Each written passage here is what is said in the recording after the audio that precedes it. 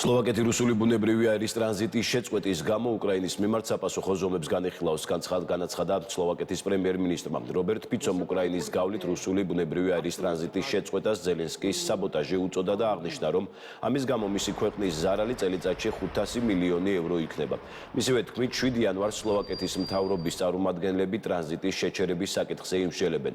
პარტია სმერის სახელით ვაცხადებ, რომ მზად ვარ განვიხილოთ და კოალიციაში შევთანხმდეთ უკრაინისთვის ელექტროენერგიის მიწოდების შეწყვეტაზე, ასევე სლოვაკეთის ტერიტორიაზე მყოფი უკრაინის მოქალაქეებისთვის მხარდაჭერის მნიშვნელოვან შემცირებაზე, აღნიშნა ფიცომ.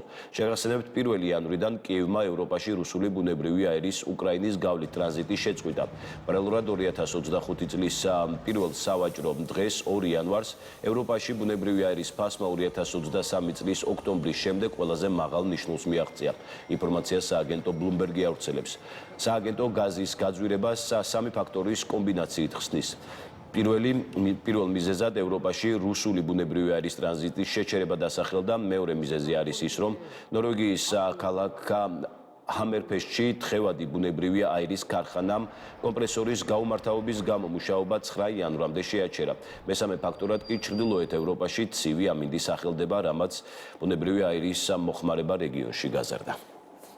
2025 წლის პირველ დღეს უკრაინის პრეზიდენტმა ზელენსკიმ მიზან მიმართულად დაიწყო ზიანის მიყენება სლოვაკეთის ფინანსებისთვის და აზიანებს მთელს ევროკავშირს.